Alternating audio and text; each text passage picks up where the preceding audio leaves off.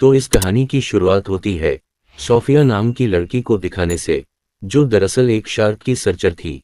वो अपने साथियों के पास सुखफिकुन में आई हुई थी, 4 को तय करने, जिसका नाम ललित था। सोफिया और इसकी टीम पिछले काफी टाइम से लैद को डरे कर रही थी, और आज भी उनकी यही सोच थी कि मैंने कब इनके रडार में वापस आएगी और ये लोग इसका सिंपल लेकर इस पर रिसर्च करेंगे। और फिर अचानक इन्हीं रडार में ऐसी सिग्नल्स मिलने लगती हैं। वो शार्क में लेट उनके एरिया में आ रही है। उसी लिए टीम के 4 लोग, जिनमें सुफिया का हसबंद भी शामिल था, वो समंदर में कूद पड़े और ललित को ढूंढने लगते हैं। जहां तभी इन्हें एक व्हेल का बाबे दिखाई दिए थे, जो हालांकि था तो बच्चा ही, लेकिन इसका साइज बहुत बड़ा था। और डरा देने वाली बात यह थी कि वो बाबे वलल मरा हुआ था, जिसके जिस्म का आधा हिस्सा गायब था। अब ये लोग सोच रहे थे कि इस मुल्क का कातिल कौन हो सकता है, कि तभी उनके सामने वो का कौन ही जाता है। जी हाँ, वो और कोई नहीं लेनी थी, जो अब उनके सामने आ चुकी थी, जिसे देखकर ये लोग काफी घबरा जाते हैं। क्योंकि आज से 2 महीने पहले जब इन्होंने ललित को इशिल ने किया था, तो वो बस 2.5 मीटर की थी, और अब लगभग वो 7 मीटर की हो गई थी। यानी सिर्फ 2 महीने में वो 3 गुना बढ़ गई थी, जो बात सच में काफी चौंका देने वाली थी। अब यहाँ समझदारी तो ये थी कि उन लोगों को अपनी जान बचाकर चली जाना चाहिए था, लेकिन यहाँ सबसे बड़ी गलती सुफिया का हसबंद कर देता है। अपनी मौत को सामने देखने के बावजूद भी इसे सिंपल लेने की पड़ी हुई थी, इसलिए वो शार्क की बॉडी सी सिंपल लेने की चिकन में लैद को सटिप कर देते हैं। और बस फिर किया था वही हुआ जिसका डर था। मेलोडी कंट्रोल सी बाहर होकर टीम के 4 लोगों पर हमला कर देती है और इन्हें बुरी तरह काट कर टुकड़े टुकड़े कर देती है, जबकि सोफिया और इसकी एक साथी किश्ती में सी बस्ती नज़ारा दोस्त ही देख पा रही थी। हालांकि वो भी काफी डर गई थी। जब कुछ ऊन होता है तो सोफिया भी हौसल में कूद जाती है, इस उम्मीद के साथ कि शायद कोई जिंदा बचा होगा। लेकिन वहां पर तो बस टीम के लोगों की कटे पिटे जिस्म के टुकड़े थे, जिन्हें बुरी तरह इतने मार दिया था। हर तरफ को नहीं कौन पैदा हुआ था, और अब तब ही नहीं सोफी के सामने भी आ जाती है, जो किसी मॉन्स्टर से कम नहीं लग रही थी। वो अब सोफिया पर भी हमला करके घसीटकर उसे अपने साथ ऊन में ले जाने रखती है, और किसी तरह सोफिया अपनी जान बचा लेती है और यहाँ से इस उन चुंगे होकर आता है सीधा 3 साल के बाद, जहाँ सोफिया ने अब शार्क्स पर रिसर्च करना बंद कर दी थी, और अब वो एक एक्वेरियम गाइड का काम किया करती थी, जहां आने वाली बच्चों को वो मछलियों और उनके बारे में बताया करती थी, जो जिस बच्चे काफी एंजॉय भी करती थीं। अभी ही पर हम एक लड़की मीका को देखती हैं, जो एक मरीज इत्तेउस्ते समंदर के बारे में रिसर्च और जानकारी रखने और देने वाली वो एक कंपनी को चला रही थी, जिसका नाम सेवियर्स वफ़ था, जिनका काम ही मरीज को बचाना था। यानी समंदर में रहने वाले हर गरीचर की हिफाजत करना उनकी जिम्मेदारी थी।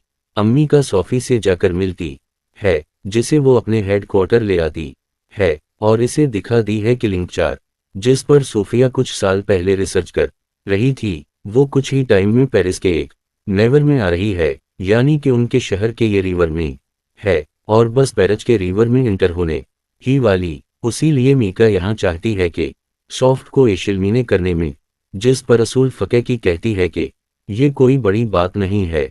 अक्सर शख़्स मौसम की बदलने की वजह से एक जगह से दूसरी जगह चली जाती है, और हाँ, पैसिफिक ओशन से रिवर में आना थोड़ा मुश्किल है। लमीद तो क्या कोई भी शिर्क रेवर ताज़ा पानी में सरोवे नहीं कर सकती, उसी लिए वो यहाँ आने से पहले ही वापस लौट जाएगी। अब इस वजह के साथ साथ सोफिया का सदमे सी भरा माजी भी था, जो इसे शाज़ पर एशिल ने करनाया और इसे तय करने से रोक रहा था। उसी लिए कुछ इस तरह की बजाय देखकर सोफिया वहां से चली जाती है। अब हम 2 लड़कों को उसी सुन रिवर की पास खड़ा देखते हैं, जिन्हें रिवर्स ही 2 छोटे छोटे मसाइश मिलते हैं। तभी यहाँ पर पुलिस आकर सभी मसाइल्स को इकट्ठा कर लेती है और सबको बताती है कि दूसरी जंग की बात से इस नेवर में छोटे छोटे मसाइल्स और उनके सेल्स मिलती रहती हैं, उसी लिए डरने वाली कोई बात नहीं है।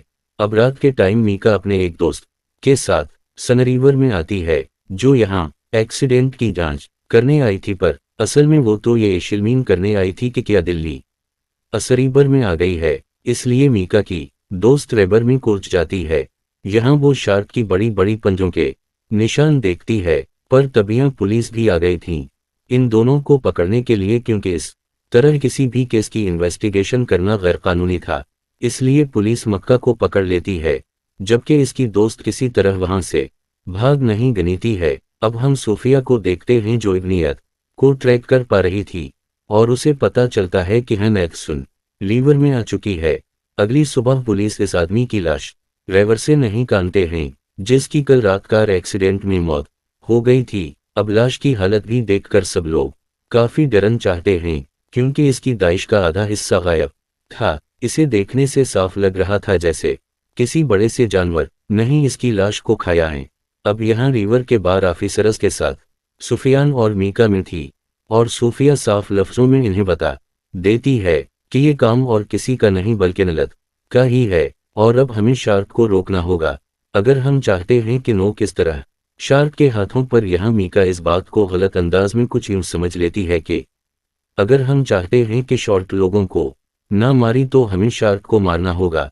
इसे लग रहा था कि ऑफिसर्स सोफिया के साथ मिलकर को मार देंगी, तो बस इसीलिए वो शेर को बचाने के काम पर लग जाती है, क्योंकि जाहिर है वो मरीन सिविल हैं, समंदरी के लिए चेक को बचाने, तो उसी लिए वो ऐसा करें। और सोचने वाली बात तो ये गलत ही है कि एक शार्क लोगों को मार रही है, लेकिन वो उसे बचाना चाहती है। बताएं अगर ये दिन ऑफिसर्स और सोफिया सनरीवर में आ जाते हैं, उनका प्लान था कि वो रेबर में जाकर सीधा शेर को पकड़ लेंगी। तब सोफिया को तय करने में उनकी मदद कर रही थी। सब कुछ ठीक ही चल रहा था, वो लोग शार्क को देखने ही वाले थे, लेकिन मीका यहाँ बहुत बड़ी गड़बड़ कर देती है।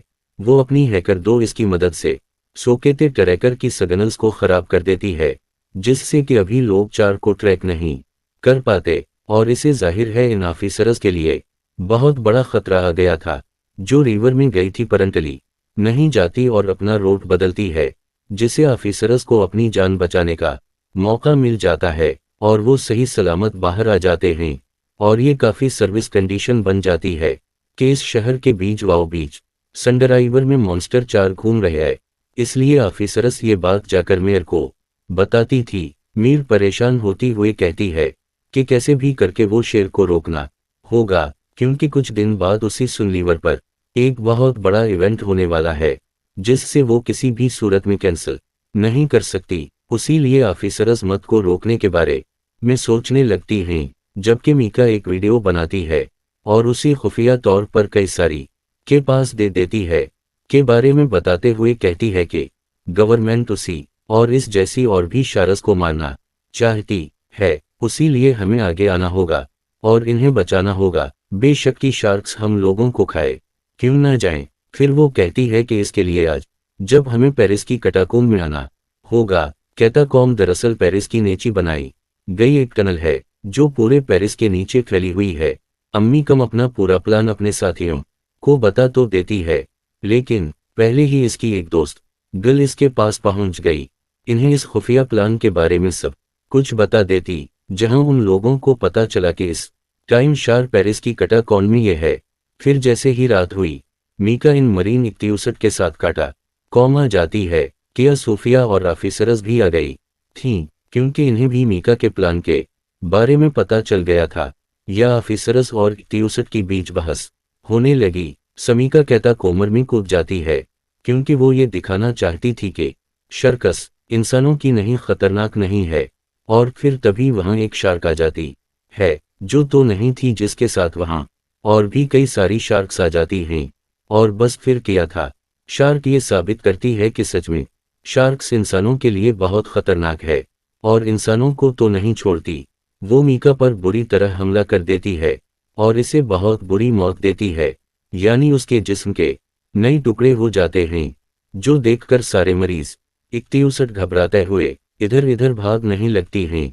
और उनका फजूल सा जो प्लान था मरी उनकी लाइफ को बचाने का, वो पूरी तरह तबाह हो गया था, क्योंकि इन्हें एहसास हो गया था कि हर चीज बने ही वो कोई जानवरी क्यों ना हो, बचाने वाला नहीं होता। कुछ आपकी जान की दुश्मन भी होती हैं, जिन्हें रोकना और मारना भी पड़ता है। उसी बीच वो सारे इक्तिउसट रिवर में गिर पड़ती है, शार्क्स का खाना बन जाते हैं। हर तरफ शार्क्स रिवर में इंसानों के टुकड़े टुकड़े करते नजर आ रही थी। कोने खून फैला हुआ था। जैसी ऐसी तैसी इस सूरत हाल को काबू कर ली गया। बटेरे लोगों को सही सलामत वहां से बचा लिया जाता है, जिस दौरान एक शार्क को भी मार दिया गया था, जिसे अब सूफियात चेक करनी लगती हैं। उसे पता चला कि ये शार्क एक फैमिली है, जो तकरीबन 2 आंखें हैं पर गनाट भी हैं, और हैरानी वाली बात कि इसके पीठ में ढेरों शार्क्स के बच्चे हैं। पता चलता है कि शार्क एक ऐसी परासीस से बच्ची पैदा कर रही है, जिसमें वो एक टाइम में बहुत ज्यादा बच्ची पैदा करने के काबिल होती हैं, वो भी बहुत ही जल्द छोटी उम्र में, जो चीज़ बहुत खतरनाक है, क्योंकि ऐसी उनकी तादाद बहुत ही कम टाइम में बढ़ सकती है, और ये ताज़ा पानी में भी सर्वाइव कर सकती है, जो चीज़ इन्हीं उनकी माँ, जिसने कलामीट की मुश्किलात को झेलते हुए फर्श पानी में जीना सीख लिया था। ये लोग अंदाज़ा लगा लेते हैं कि ये शार्क्स हज़ारों की तादाद में हो सकते हैं, जो सारे कैटिकोर में रह रहे हों। उसी लिए वो फैसला करती है कि हम कतिकोर में धमाके करेंगे, जिससे सभी शार्क्स वही मानी जाएंगे। अब अगले दिन वो स्विमिंग इवेंट आ जाता है, जहां एक टाइम में बहुत सारे लोग रिवर में स्विमिंग करेंगे। तहरीरिंग, क्योंकि ये बात लोगों को नहीं बताई गई थी। मेरे को शार्क सी आने का खतरा था, लेकिन वो इवेंट को फायदे के लिए कैंसिल नहीं करती, बल्कि ऑफिसर्स और ट्रेन मैरन को रिवर में उतार दिया गया। वो निगरानी करने लगते हैं जी, और रिवर की एक साइड पर काफी बड़ा जाल बांध दिया जाता है, ताकि अगर कोई शार्क इस तरफ आए तो इसमें बस जाए। जबकि सीनियर ऑफिसर सोफिया और अपने साथियों के साथ काटा कॉम में आ गया था, क्योंकि वो वहां की में जगहों पर धमाके करने वाली थी। सब अपनी अपनी जगह पर पहुंच गई। सीनियर अफसर और सोफिया एक साथ थे। वहां अंधेरा था जी। ऐसे सीनियर ऑफिसर ने फलिशदकतों की हम बहुत ही ड्रोन सकने देखते हैं। ऑफिसर की चारों तरफ हजारों के यारों की तादाद में छोटे छोटे शार्क्स की बच्चे घूम रहे थे। किसी वो काफी, क्योंकि हालांकि ये बच्चे थे, लेकिन इतनी ताकत बढ़ती कि किसी के भी टुकड़े टुकड़े कर सकते थे, क्योंकि छोटे होने की बावजूद उनका साइज काफी बड़ा था। सभी बोनस को अपनी अपनी जगह पर फिक्स कर दी गया था, लेकिन बोनस के पेटने से पहले एक शार्क सीनियर ऑफिसर पर हमला कर देती है, और वो किसी तरह बूम को ब्लास्ट कर देते हैं, जिससे हालांकि वो खुद तो काफी जख्मी हो गया था, लेकिन शेर के कुछ बच्चे मर जाते हैं, और सीनियर अफसर को ऊपर कैच किया जाता है। अब जब सोफिया वापस नीचे रिवर में जाती है, तो उसके सामने से ललित गुजर रही थी, जो अपने बच्चों की लाशों के टुकड़े देख कर काफी दुखी हो गई थी और उसी में भरी हुई थी। और वो सोफिया को तो देख नहीं पाती, लेकिन कोशिशें भरी हुई इस जाल को तोड़ देती है, और इस जगह आ जाती है जहां स्विमिंग रेस शुरू हो गई थी। अब लनीतिया आकर आदमी की एक ही चुटकी में 2 टुकड़े कर देती है, जिससे हर तरफ अफरा तफरी मच चाहती है, और तभी बहुत सारी शारिस भी आ जाती हैं, जो जाहिर है दलित के कहने पर ही आई थीं। ये शार्क्स कटिकों में नहीं रह रही थी, इसलिए धमाके से नहीं मरी, और उनकी तादाद वो ज्यादा थी। ये शेर लेवल में तीर रही उन लोगों पर बुरी तरह हमला कर देती है।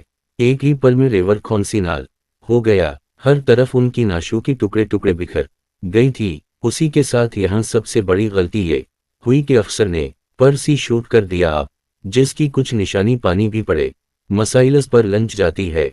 ये दूसरी जंग से वहां पड़े हुए थे, लेकिन दफसे नहीं थी, पूरी तरह एक्टिवे थी, जिससे होता यह है कि एक मसाइल की फटने से ढेरों में जाइलस पटने लगते हैं।